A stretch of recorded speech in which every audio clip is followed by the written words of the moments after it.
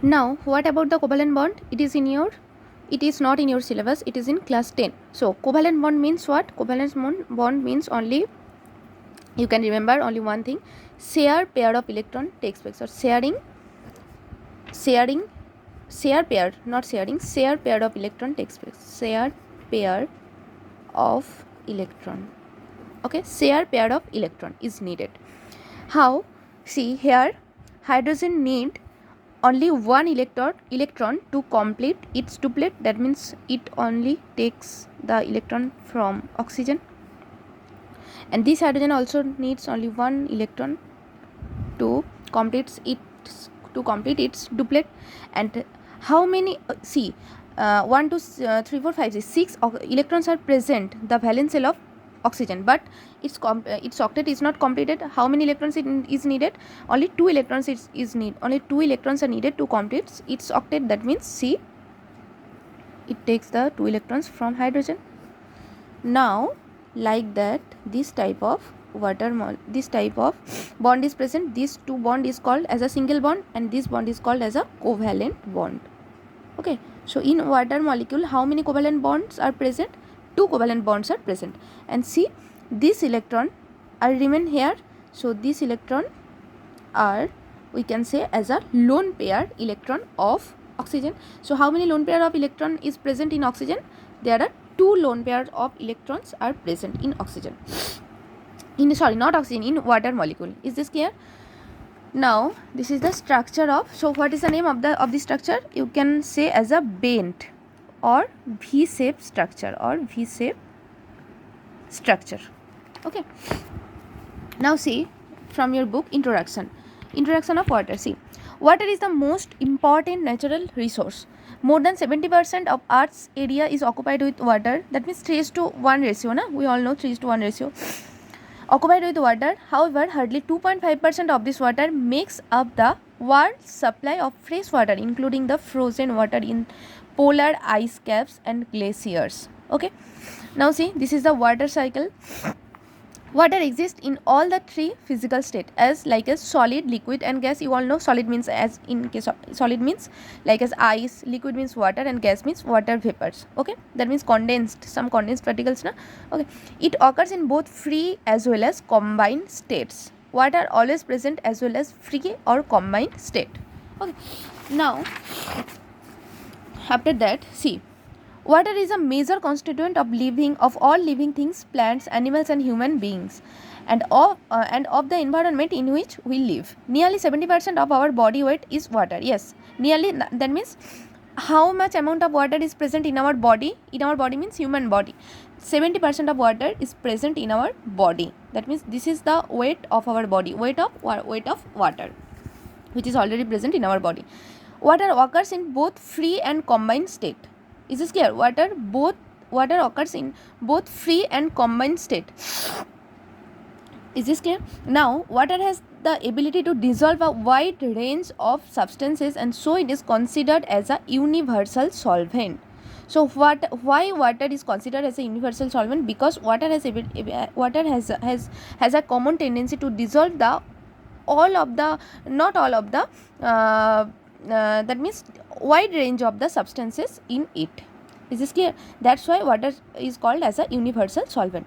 The ability of water to form solution is responsible for all the life process occurring in nature and for the sustenance of life on earth.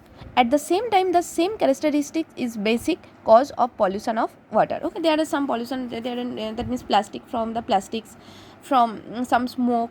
Okay, plastics, there are many polluted particles are present in water. That's why pollution takes place.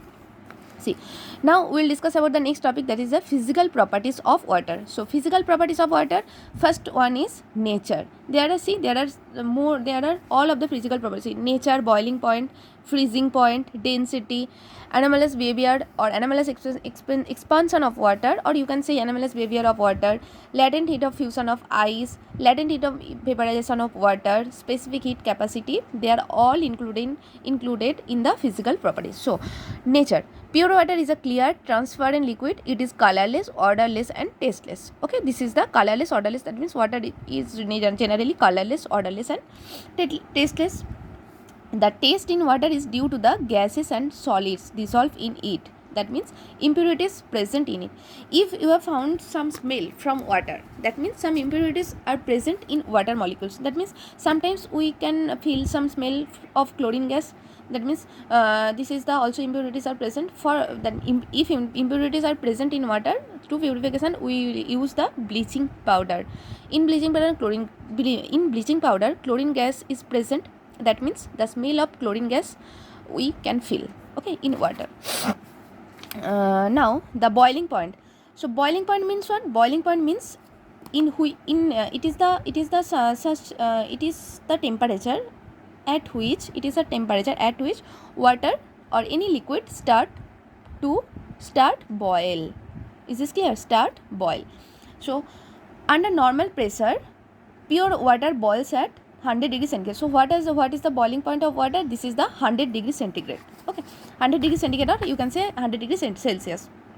But here boiling point is also depends upon the pressure. Normal pressure, that means you can say atmospheric pressure. Normal pressure and atmospheric pressure both are same. So what is the value of our normal pressure or atmospheric pressure? This is the 1 atmosphere, 1 atm. Okay, 1, you can write normal pressure is 1 atm. See, 1 atm means what? 76 centimeter of Hg. Hg means mercury. Is this clear? 76 centimeter of Hg, you can say 760 millimeter of Hg. All that heat terms are same. Is this clear? Now the boiling point of water is affected by pressure because boiling point of a liquid is considered as the temperature when vapor pressure equals to the atmospheric pressure. Is this clear? So pressure, if that means boiling point of water always depends upon the vapor pressure.